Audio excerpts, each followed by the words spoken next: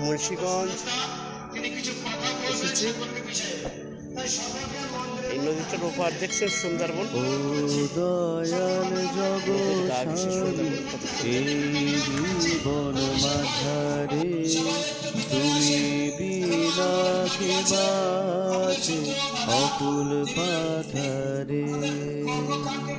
তুমি মোদের রক্ষা করো বিপদ মাঝারে। তোমার ছাড়া থাকা যেন কঠিন সাজারে।